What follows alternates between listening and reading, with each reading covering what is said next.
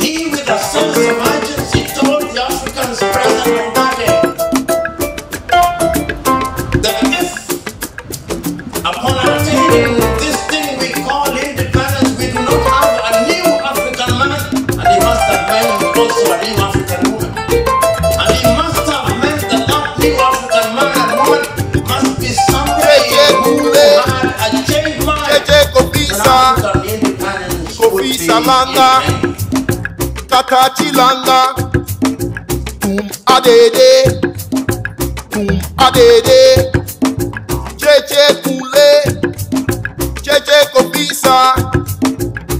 Salanga, Tata Chilanga, boom adede. So, without much ado, I want to introduce somebody who is actually one of the very few Africans whose moral compass still has a true north. One of the very few Africans that you can truly call an intellectual, a giant. Somebody who has seen opportunities and left that opportunity in defense of his fellow man. The only person I know who went after the government that actually hired him to do something. Professor PLO Lumumba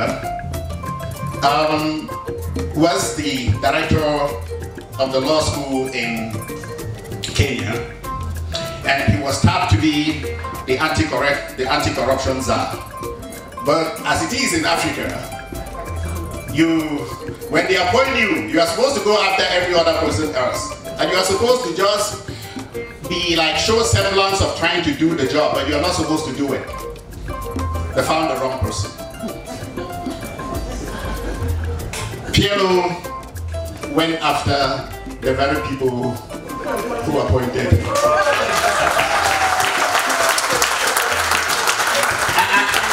And you can guess his fate, right? You can guess his fate, right? That he was fired, right? And that is the best honor you can get from it. That is being fired by a corrupt and decadent regime. Being fired by a morally bankrupt regime. It's a badge of honor and not no shame, right? So, ladies and gentlemen, I want you to really stand up, rise up with me, and give the one and only PLO Lumumba a resounding hand of applause as he takes the seat and takes it.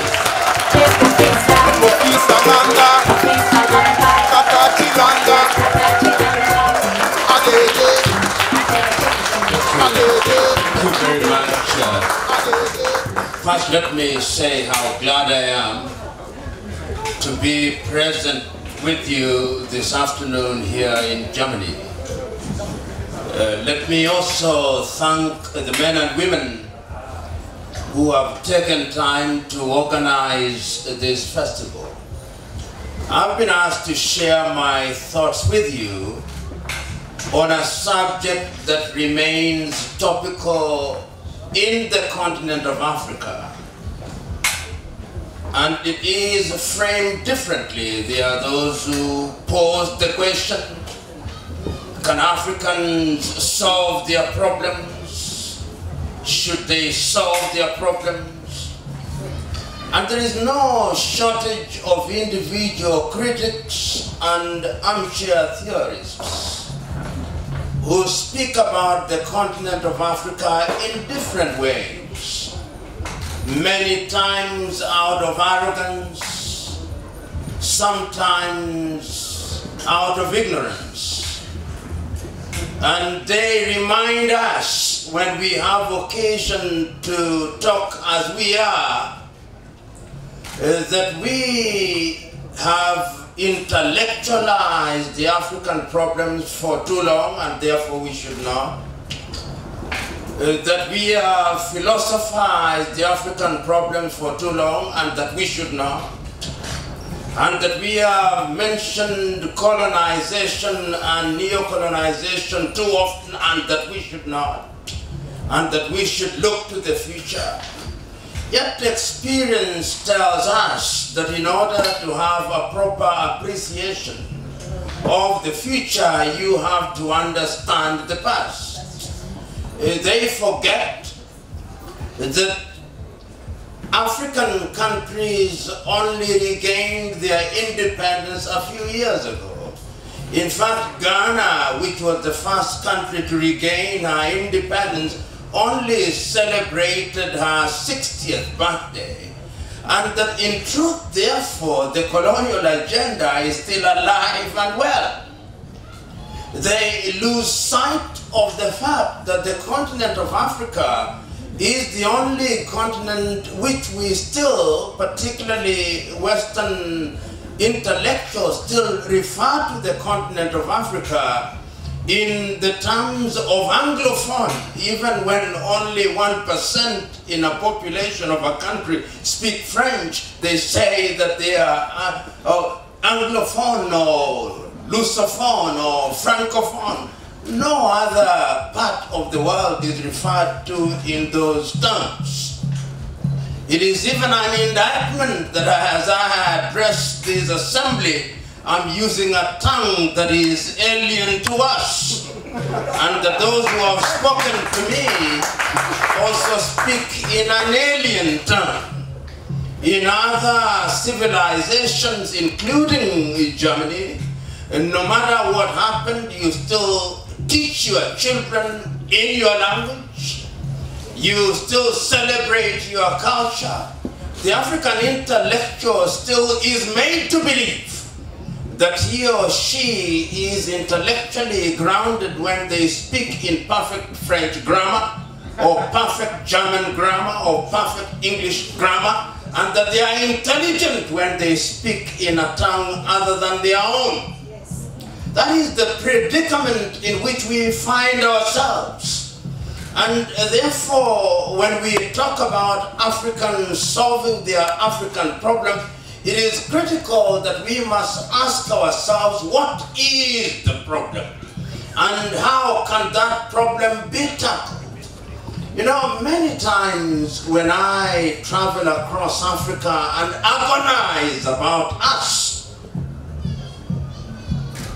I ask myself the foundational question: what must have been in the mind of the European powers in 1884 when they sat in Berlin? What was in their mind when they sat there and they parceled out a continent where over 3,000 languages are spoken, and they divided that continent arbitrarily into spheres of influence? In my mind, it must have been, and I stand to be corrected and contradicted, that they had identified a hunting ground, and they wanted to hunt from that ground without conflict. Therefore, the English had their share, which they now still proudly refer to as Anglophone, and after we regained our independence, for some reason we were persuaded to create the Commonwealth of former colonies. And it is never lost on me that the United States of America is not a part of the Commonwealth, although they were colonized for a longer period. The French had their own sphere of influence, and after they were kicked out of Africa, they cleverly created an organization of French-speaking countries. In other words, the colonial project is alive and well under different guise.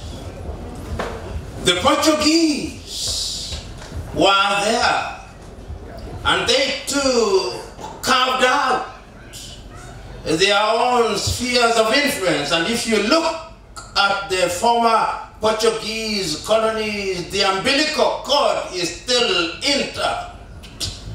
The neo-colonial project is alive and well. The Germans were there, but they were kicked out. But there are remnants of them in different parts of Africa with some very subterranean strength, which we don't talk about, but which we must now talk about in order not to be politically correct.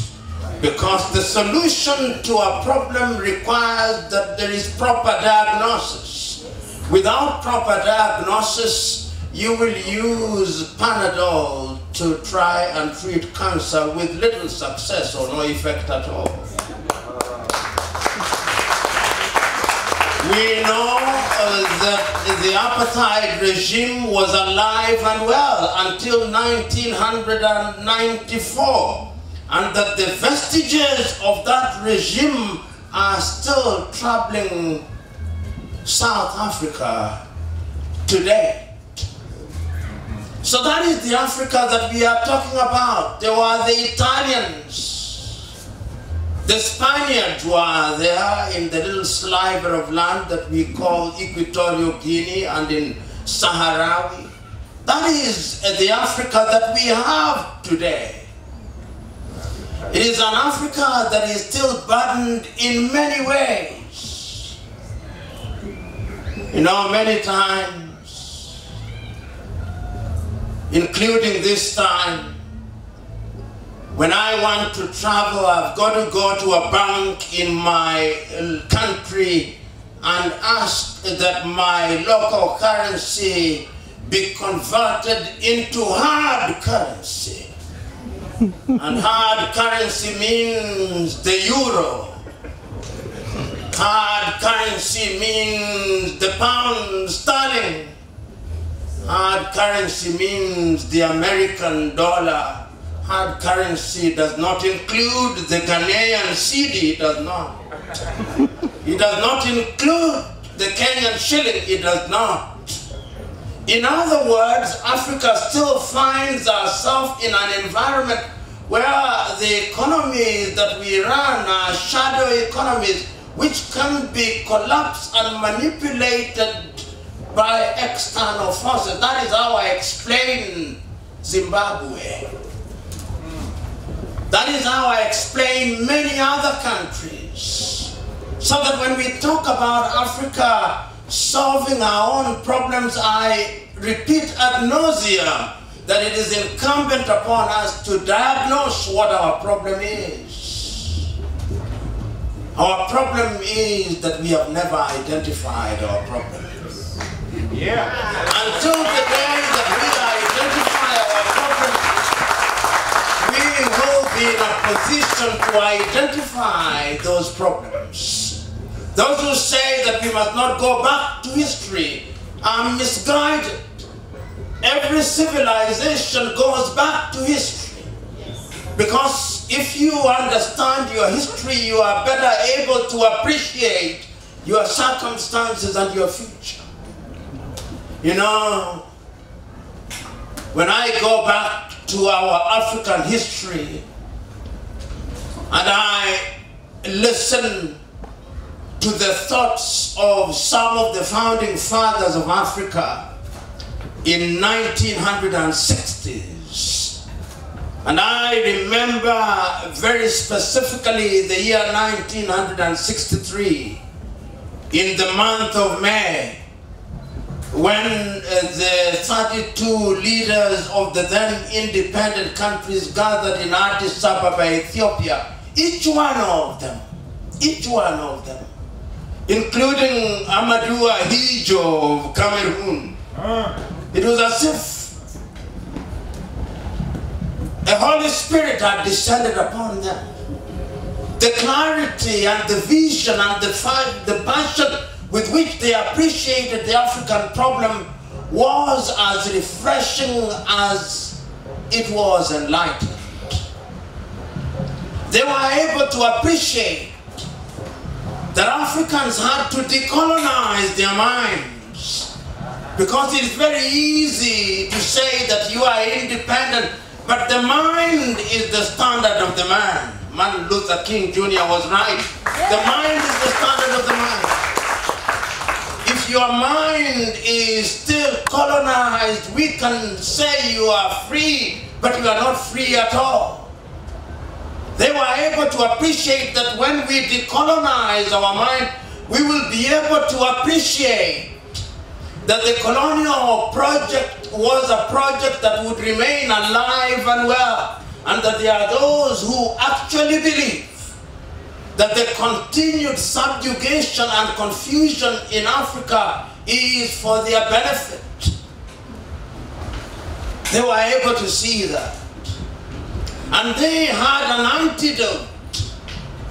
Many prescribed it. I remember, courtesy of history, the president of Central African Republic, David Dacko, saying, not in so many words, but in effect, he said that it is only through African unity that my little country will be immunized from the machinations of the erstwhile colonizer France. He said, and he was passionate and he was believable. Senegal's Leopold Sédar Senghor was as clear as Houphouët-Boigny of Côte d'Ivoire. Their clarity was amazing. But the pièce de résistance, as the French would say with pride, was the speech by Ghana's Kwame Nkrumah. He, with a sense of urgency, told the Africans present on that day that if, upon attaining this thing we call independence, we do not have a new African man, and he must have meant also a new African woman. And he must have meant that that new African man and woman must be somebody who had a changed mind, then African independence would be in vain.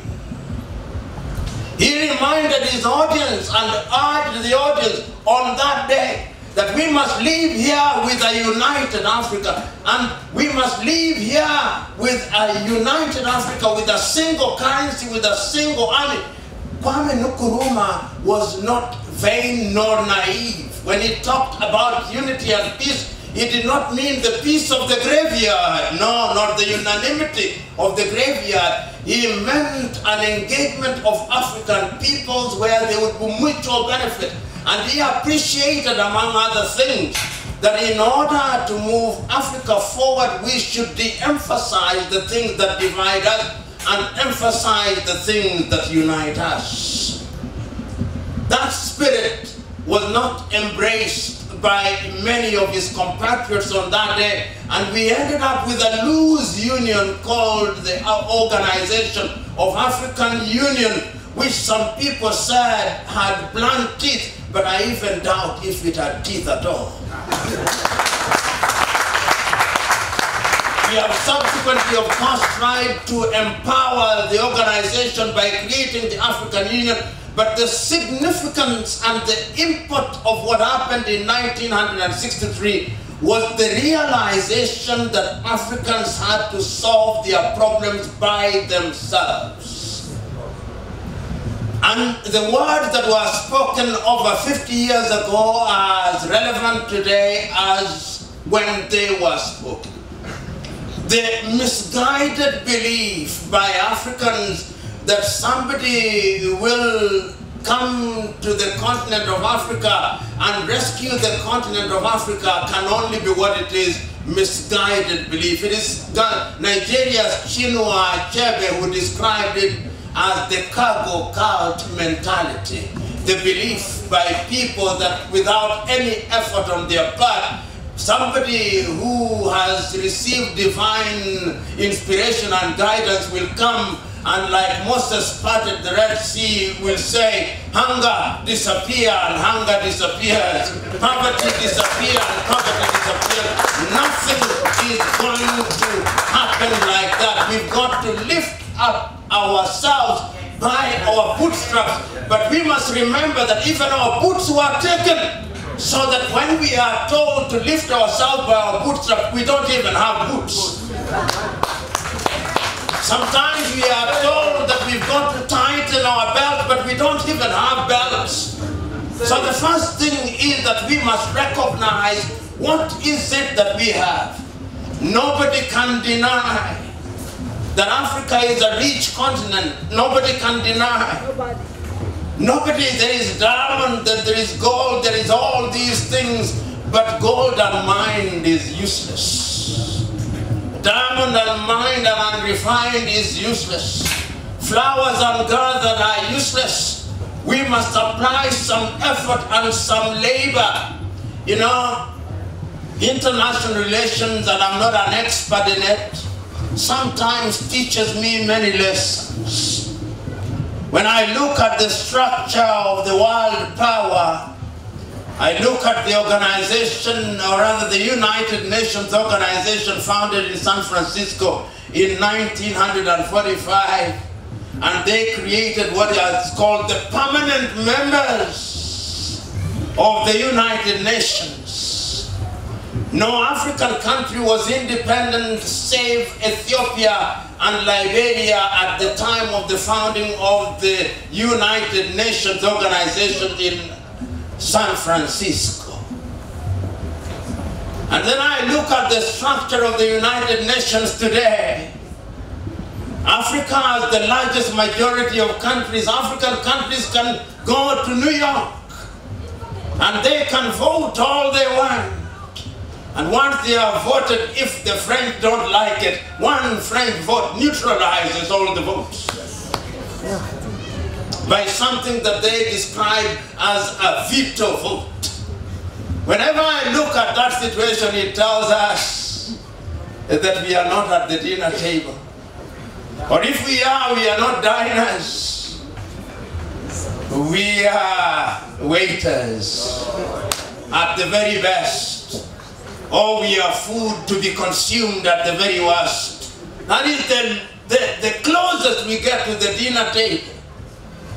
And that is not the only thing that I look at. When the G7 meet, the G7, these are the nations that are richest on earth. When they meet occasionally, when there is divine providence, they invite one or two African leaders. And after they have taken the photograph at the opening, the African leaders are then asked, you may now go. We are now going to discuss real things.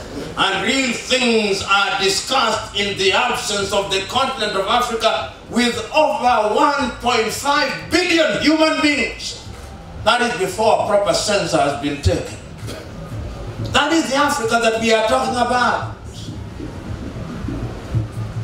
Then you have a meeting of the G20, that is, they are now trying to incorporate a few. Even then, Africa is very poorly represented. There is an African saying that you cannot be shaved in your absence. Africa is always absent, and yet it is asking to have a haircut. How can you have a haircut in your absence?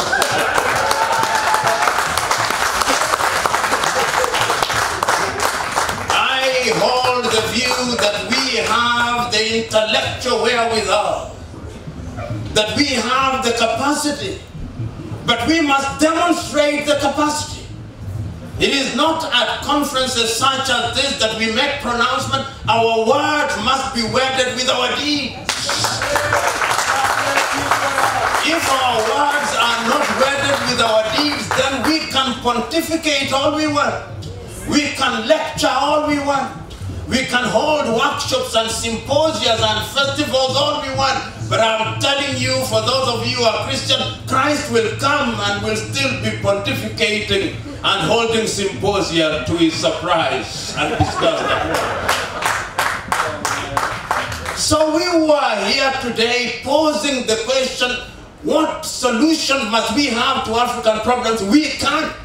And whenever Africans have tried to do things and to have solutions to their problems, they have succeeded. Look at the entire process of decolonization. It was animated by Africans wherever they were.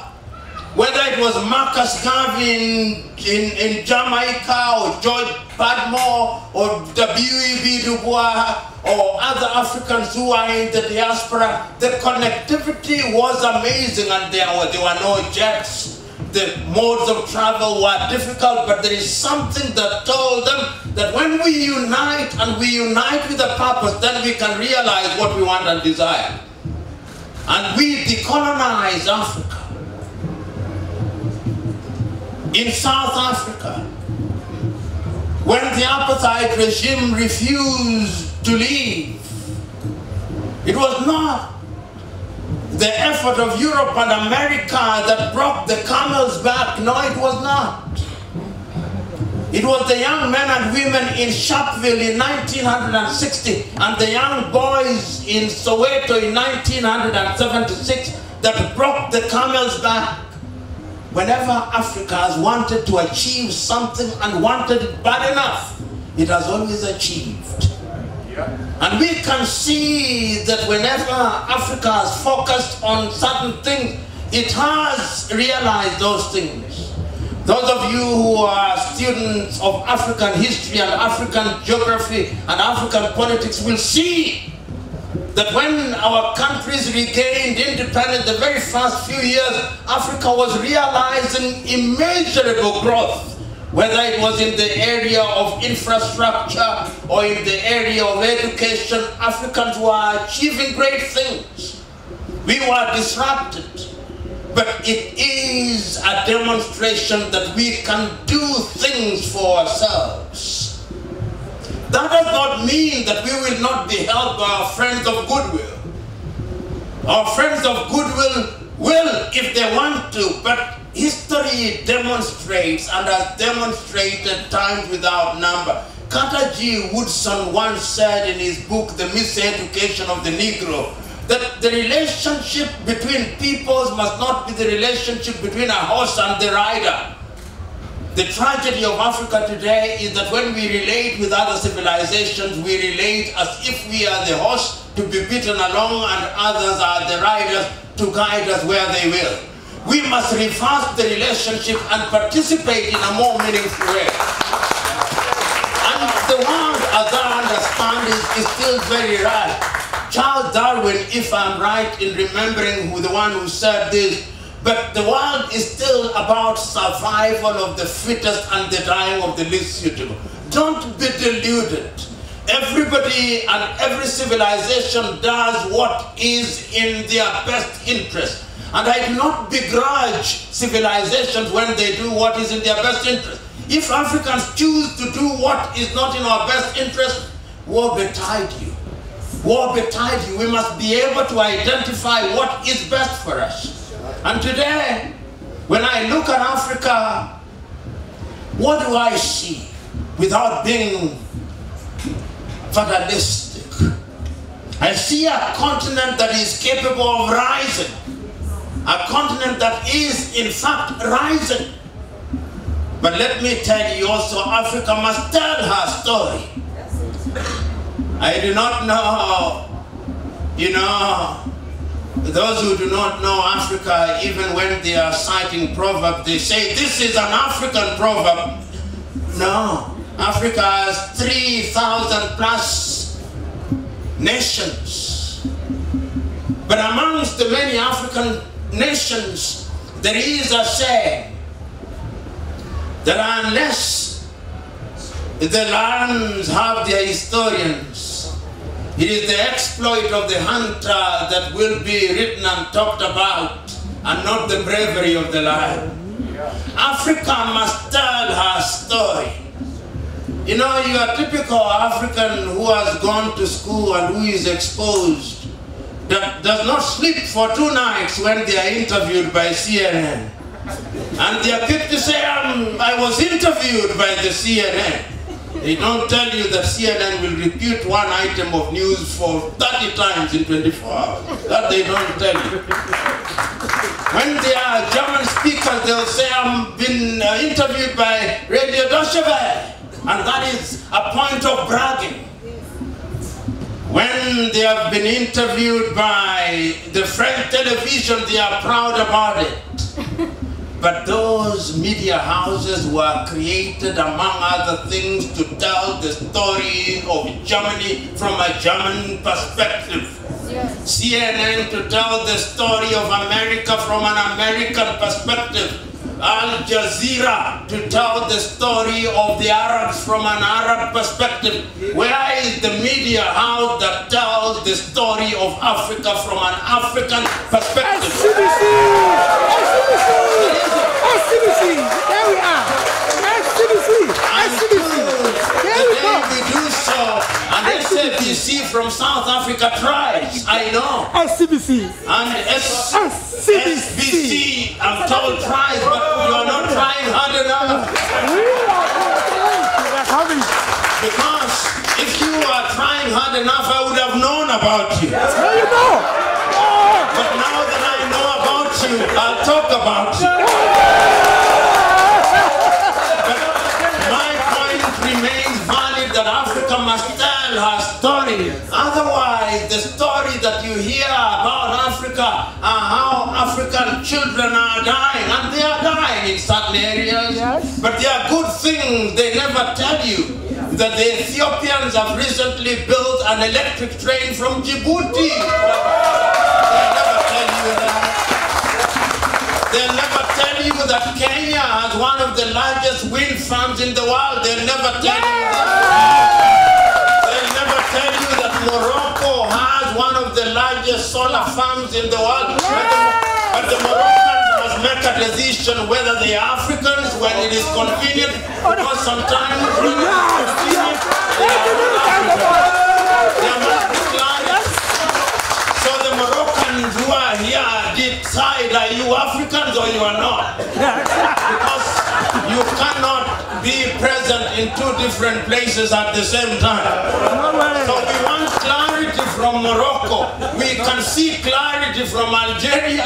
We can see clarity from Egypt. I'm talking about the Maghreb. We want clarity so that when we are talking about Africa, we are clear who is with us and who is not with us. But the point that I'm making is that there is an Africa that is doing well. Go to Ghana now. You may have faults and no system is perfect, but you are beginning to see things. Yes. Go to South Africa, they may have their problems, but one can see things. Go to Tanzania, you are seeing things. Even in terms of dispute resolution, for nearly 20 years, the Ethiopians and the Eritreans were not seeing eye to eye. It did not need a mediator from Europe or the United States of America.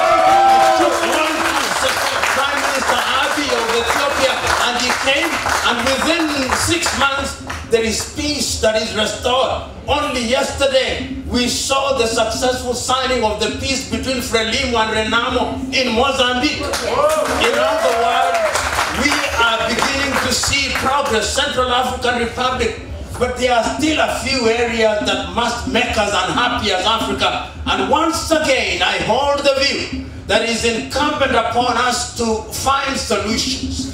Sudan is restless.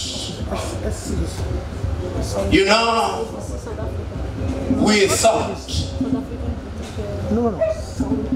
in the year 2011 that when Sudan was divided and we had the South and the Sudan separated, it would solve the problem. Several years down the line, there is a problem in Sudan and in South Sudan. Yet I believe that if we sit and our leaders, or so-called political leaders, sit in Addis Ababa, Ethiopia, and determine to solve those problems, we can find a solution. We can find a solution. And it gladdens my heart that my good brother from Ethiopia is here. It is not lost on me that your Prime Minister has been shuttling from Khartoum to Juba to Addis Ababa in an attempt to create peace. I hope that he will be a successful midwife. And he needs to be supported in that regard. I'm mentioning these problems in order for us to recognize and agree with my brother, Dr. Folefa, that if the food is not comfortable, it creates discomfort to the entire body. Yes. And that is what brings me to to Ambazonia. And you Ambazonians must also have clarity. That's true. Sometimes you are Southern Cameroons. Sometimes you are Ambazonians. Choose you now how you want to be referred to. Amazonia! And if it is Ambazonian, some say that there is something in a name. How many of you had the privilege and honor of watching Alex Haley's Roots? And if you did, you remember one of the very first tasks of breaking down Kunta Kinte was to beat him down so that he becomes Toby. Yes. He accepted the name Toby, but the spirit of Kunta Kinte never died. So from today henceforth, we will only refer to Ambazonia with the appendage Southern Cameroon for historical reason. But going forward, we are talking about a segment of what is now known as the Cameroon, but which is correctly Ambazonia. Yeah. And it brings me to the question. I have also been asked on different occasions, how can you talk of Pan-Africanism and yet even dare suggest that a people within the African continent cannot seek self-determination? And in my view, they are not mutually exclusive. You know, many of you here are parents, and you love your children, and you love them so much, and you do not want to be separated from them. But as they grow old, when they attain the age of 18, particularly here in Europe, you begin to show them signs that the time has come, that if our love is to remain strengthened, you must look for your own apartment. It is not an expulsion, and if they remain in the residence, they must take up some of the bills, pay this electricity or pay for water. Sometimes relationships are strengthened when people are separated and they do certain things by themselves. What I hear the people, the oppressed people of Ambazonia say is that we were deluded in 1960s, and they were. Those of you who are students of history will appreciate this. They were told that these would be the terms of engagement. Those terms of engagement have been honored in breach. And what we want to hear, therefore, is that the people of Ambazonia are helped by their African brethren to, number one, stop the creeping genocide that is taking place in that part of the world. It saddens me that the African Union has never called an emergency meeting to discuss the issue of Ambazonia. It saddens one. But that once again is our weakness. It is our weakness because for some reason sometimes we too believe that Europe will solve our problems. Europe has no business solving our problems. Europe has many problems which they had better be solving.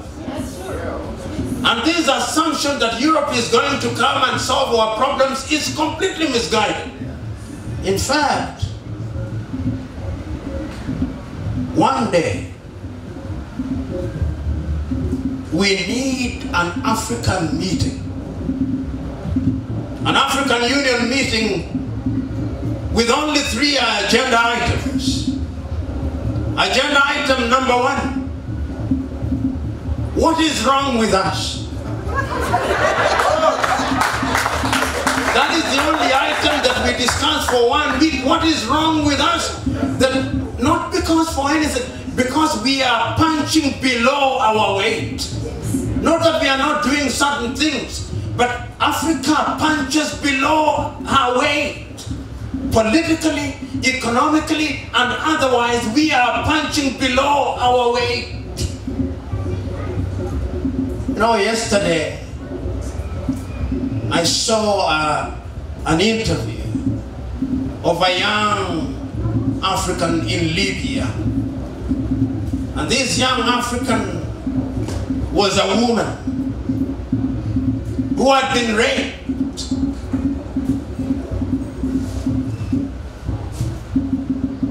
She had been enslaved. And yet she was saying that if she has an opportunity, she'll still want to cross the Mediterranean to come to Europe. Why would I want to come to Europe? It must be that the conditions at home are so bad.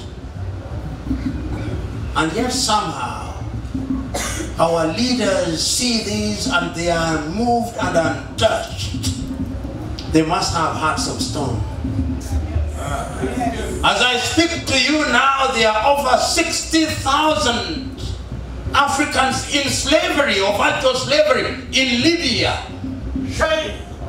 In slavery, modern day slavery. And we don't speak about it.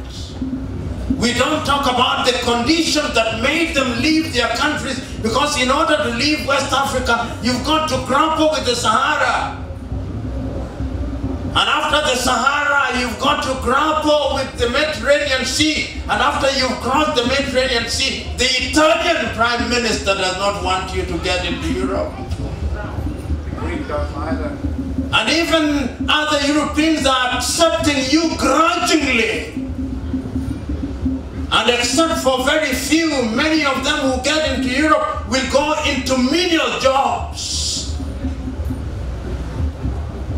Of course, there is a cadre of many Africans who have come to Europe and are well trained and are doing great things as doctors and engineers. They are building a continent which is already built. It is Africa that needs them, but Africa must create an environment.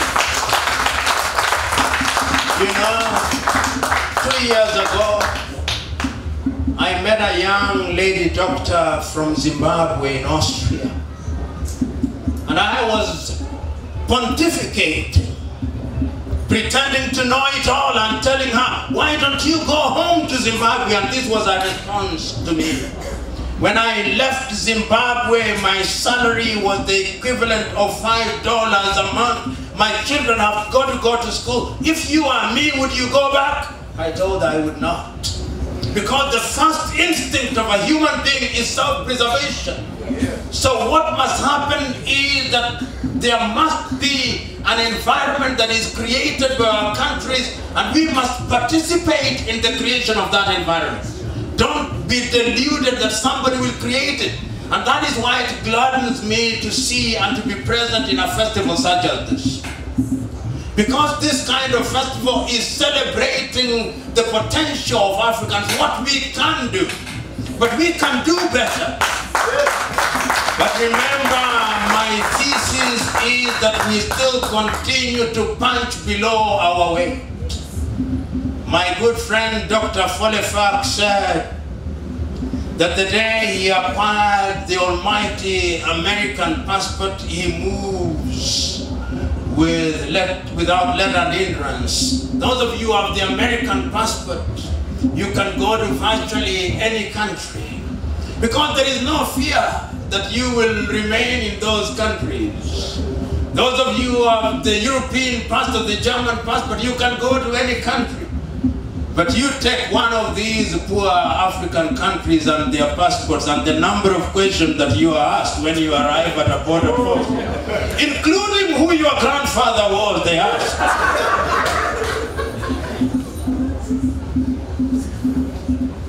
We are continuing to punch below our weight politically. The day we are powerful, the world will respect us. Today I come to the airport here in Stuttgart, and the signage is also in Chinese. The Chinese have arrived, and the world cannot ignore them. You go to any country today, good dining means Chinese food, among other things. Good dining means that you must eat with chopsticks. That is, when you arrive in the world and you arrive with a bang, and politically you are strong, and economically you are strong, even your enemies begin to refer to you in flattering ways. Africa must attain, and the Chinese did it by stealth and by working hard and by identifying what they want, and they have worked at it. You cannot ignore them. You cannot. We too can find ourselves in such a situation. But we must work at it. We can work at it. And that is why when I look at Africa today and I see the West Africans are beginning to grapple with a currency called the ECO, it gladdens my heart. Why? Because those are baby steps toward the realization of a larger goal. Because one day we may have a currency called the Afro, and then as we move to the Afro, it will become hard currency. Because none of your currencies are hard, they are useless. Once you leave your border, our currencies are useless. People wonder whether they are things that children use in playing Monopoly. But the day we have Afro, which is a continental currency that is backed by goods and services. Because the African economy GDP last year was just about 3 trillion. 1.3 billion of us. The total goods that we produced last year is less than Germany. It's not possible. The German GDP is possibly anything between $4 and $5 trillion. How can it be? Little Germany. What is it that they are doing that we are not doing? There must be something, and you who are here, who are engineers, copy what they are doing and bring it back home. That is what we can learn from them. They have some of the best schools in engineering. Learn and bring it home. And you don't have to be physically home to bring it home. Perhaps you who are here are too old to be useful. But your children and children's children must be tutored in such a manner that they normally look to what permit me to call their spiritual and political true north. They must remember Mother Africa. Because it is only then that we will then meet at a conference of civilization. It can be done. But it's not going to be easy. It is not for the faint-hearted. Even when we say these things, it is not that we are naive. We are not saying that they are going to happen tomorrow. We are not saying that it will happen, that they will not be impeded. They will be. Africa can solve her problems. You know, these boundaries that we have, they never worry me. Because they can be administrative. All these boundaries we have in Africa with 54, 55 countries, depending on which country you are not counting. Because the Moroccans don't want us to count Saharawi. And Cameroon does not want us to count Ambazonia, but I am counting it. And when we count it, it is not anti-African. These are just boundaries. And those of you who live in the European Union know how easy it is to move across Europe. Because the boundaries are there for administration and other things, but the ease with which you now transact, if you ask the Greeks what Europe has done to them, I'm sure that if they are sincere, they'll tell you they have done great things to us. If you ask the Portuguese what Europe has done to them, they'll tell you it is a great thing. If you ask the Spaniards, forget this atavistic jingoism, which they may relapse into occasionally in order to say we are this. That is what we are saying African Union will do to the rest of us. So you can be Ambazonian all you want, you can be Tanzanian all you want, you can be Senegalese all you want, but we are talking about Africa. And I look forward to the day when we also have a lingua franca.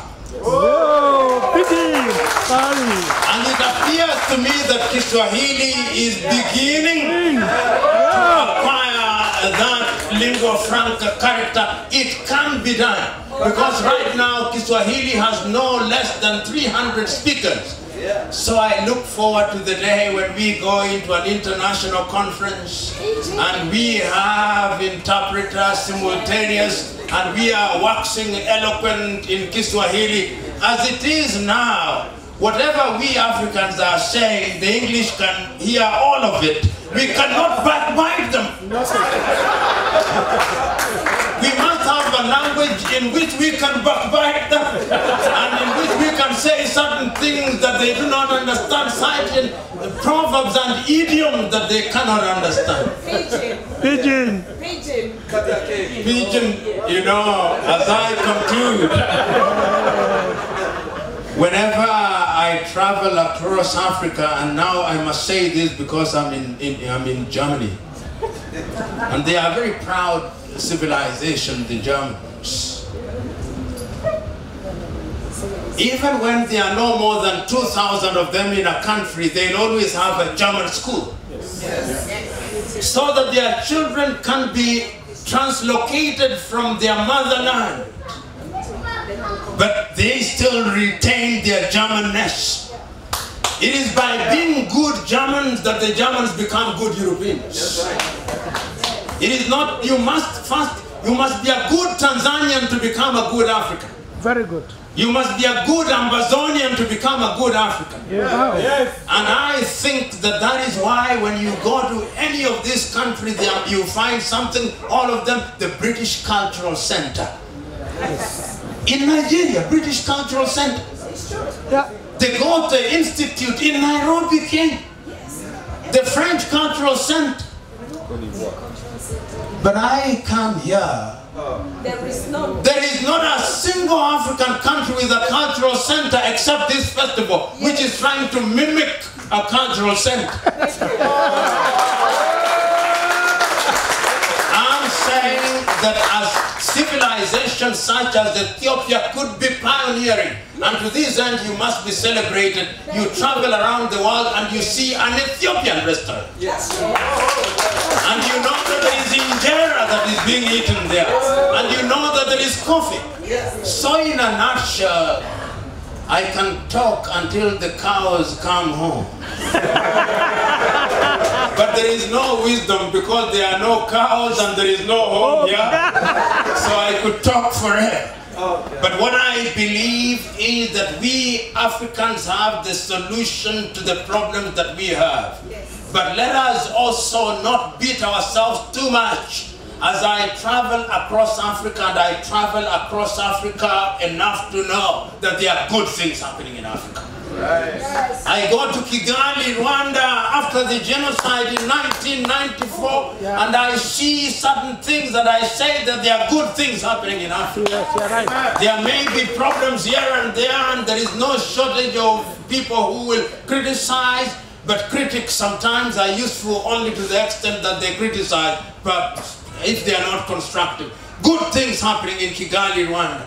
I go down to Namibia and they may talk about unemployment to Botswana, but there are good things happening. You come to my own country, Kenya, there are good things happening, although we may grumble here and there. You go to Tanzania, there are good things happening. In other words, there I can begin to see baby steps.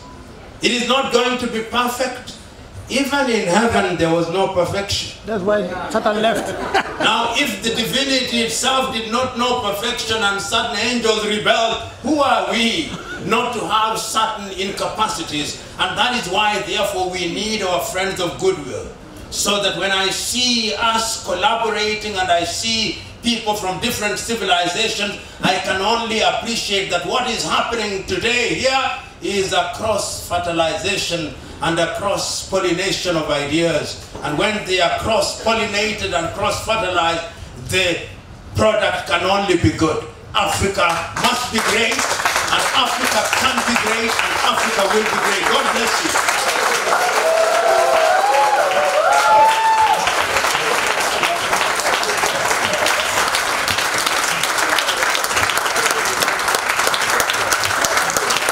Please, did you like it? Did you like it? Did you feel the energy I felt?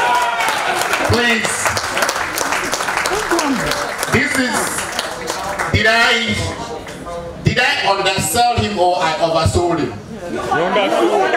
Yes, I do. I undersold him. Please give Prof again one more round of appreciation.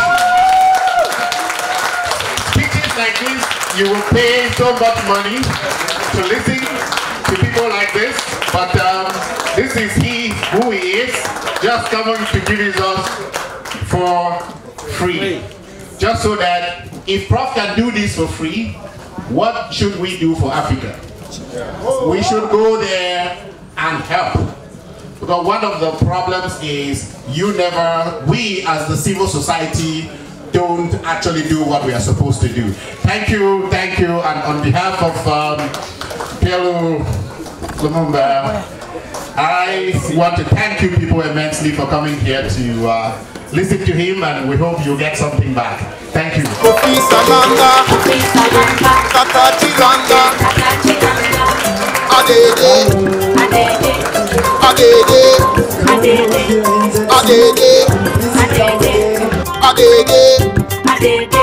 Adede